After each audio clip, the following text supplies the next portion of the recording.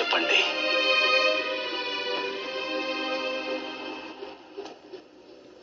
అజ్ఞానమే మీ దోషం మహితాత్మ. మీరు ధర్మం యొక్క వాస్తవ స్వరూపాన్ని తెలుసుకునేందుకు ఎప్పుడూ ప్రయత్నించలేదు.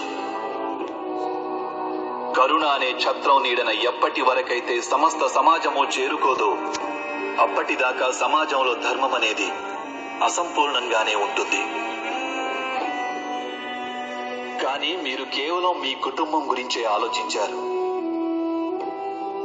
లోక కళ్యాణం గురించి మీరు ఎప్పుడూ ఆలోచించలేదు. కనుక మీ త్యాగం కూడా స్వార్థంగా మారింది.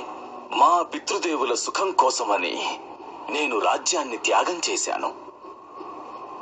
ఆజీవన బ్రహ్మచర్యానికై ప్రతిజ్ఞ చేశాను. ఇందులో నా స్వార్థమేమీ లేదు వాసుదేవా. బ్రహ్మచర్య ప్రతిజ్ఞ అలాగే రాజసింహాసన త్యాగం అవశ్యం ఉత్తమ కార్యాలే. కానీ మీరు సమాజం పట్ల మీ కర్తవ్యాన్ని ఎందుకు త్యాగం చేశారు మహితాత్మ? కురువంశంలో కుటుంబ కలహాలు రాకూడదని, హస్తినాపురి రాజసింహాసనం కోసం యుద్ధాలు జరగకూడదని, ఇంకా కురు రాజ్య ప్రజలకు హాని కలుగకూడదని కోరుకున్నాను. కనుకనే ఈ ప్రతిజ్ఞ చేశాను వాసుదేవా. మీ నలుదిశలా దృష్టిని సారించండి మహితాత్మ. ఏం జరుగుతోంది ఇక్కడ? మీ ప్రతిజ్ఞ ఈ విద్రోహాన్ని, ఈ యుద్ధాన్ని నివారించలేదు కదా?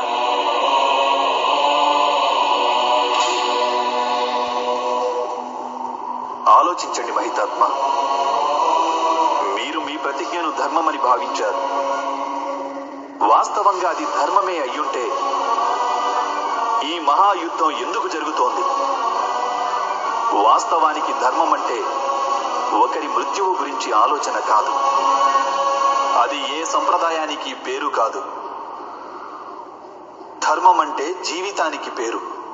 ఆ జీవితం నిరంతరం మారుతూనే ఉంటుంది. పరివర్తన అన్నది జీవన లక్షణం.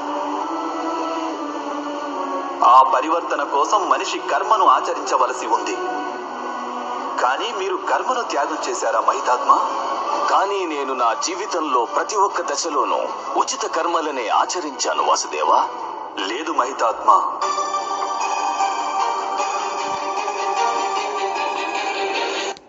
ఈ జన్మలో మీరు కర్మబంధంలో చిక్కుకోరాదని ఎన్నడూ మీరు వాస్తవిక కర్మను ఆచరించనే లేదు.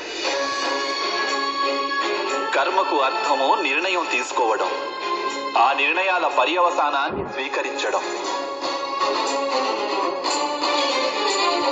కానీ మీరు ఎప్పుడు ఏ నిర్ణయం తీసుకున్నారు మహితాత్మ?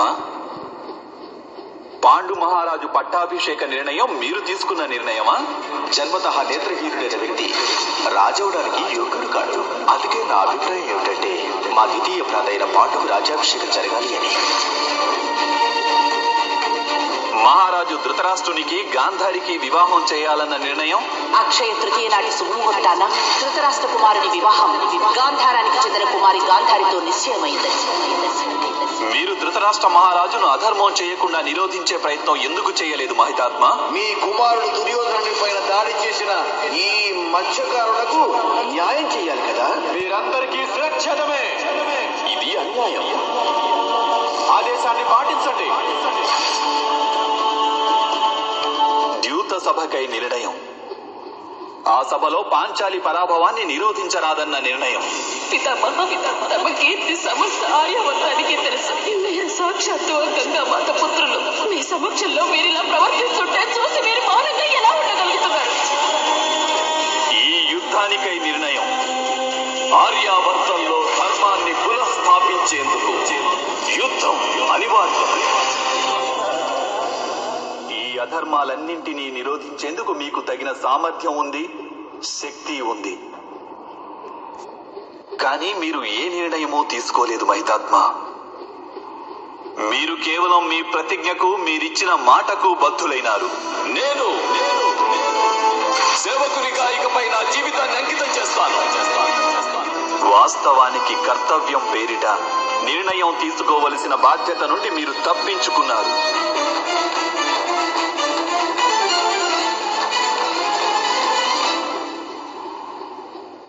అయితే నిర్ణయం తీసుకుంటే బంధనాలు ఏర్పడవా వాసుదేవా? బంధనాల నుండి విముక్తికి నిష్కామ కర్మ సిద్ధాంతాలను తెలుసుకుని ఉంటే మీ జీవితం ధర్మమయం అయ్యుండేది మహితాత్మ. బంధనాల విముక్తికై మీరు కర్మను ఎందుకు త్యాగం చేశారు?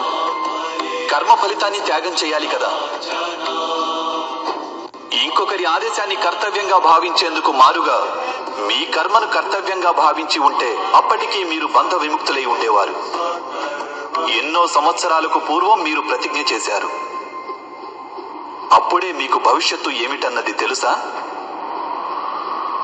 పరిస్థితులు మారిపోయాయి మహితాత్మ. కాలంలో పరివర్తన వచ్చింది,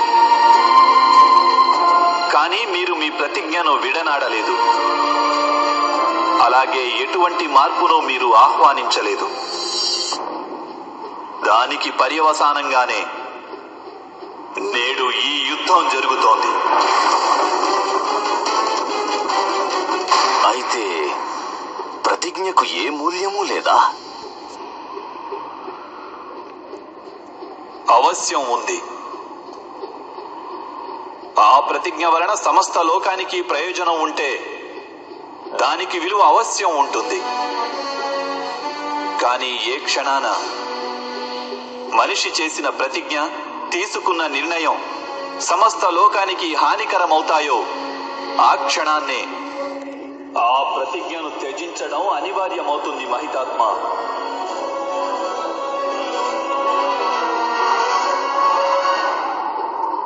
ఈ రోజు పాండవుల పక్షాన ఉండి యుద్ధం చేయాలన్న నిర్ణయం మీరు తీసుకోకపోయినా కనీసం మీ శస్త్రాలను త్యజించి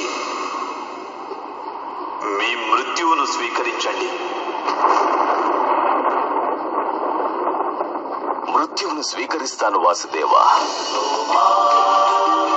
కానీ ఇప్పుడు మీరందించిన ఈ జ్ఞానం నాకు ముందే లభించి ఉంటే ఇన్ని అన్యాయాలు జరిగి ఉండేవి కావు.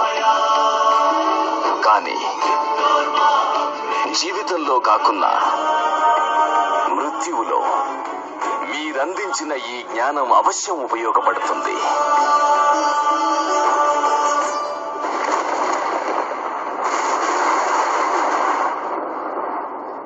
మీ చేతుల్లో మృత్యువు వస్తే నా జన్మ ధన్యమవుతుంది వాసుదేవా.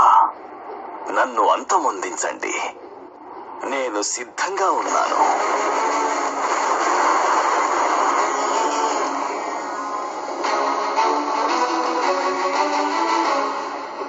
అలాగే కానివ్వండి మహితాత్మ.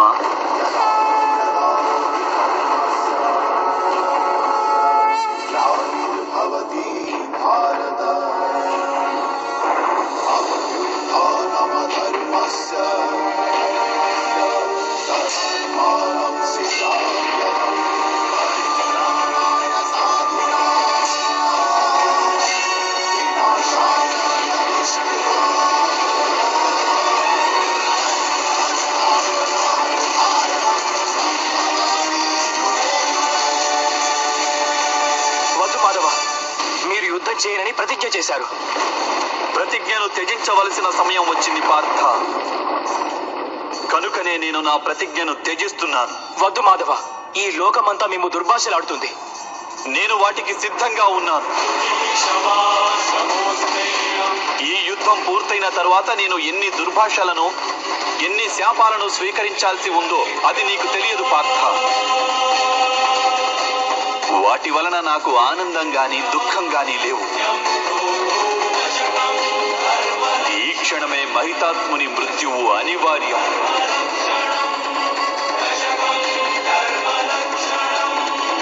వద్దు మాధవ,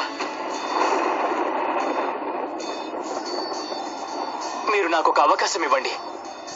నా మనసులోని మోహాన్ని త్యజించి ఎట్టి పరిస్థితుల్లోనైనా పితామహులను పరాజితం చేస్తాను.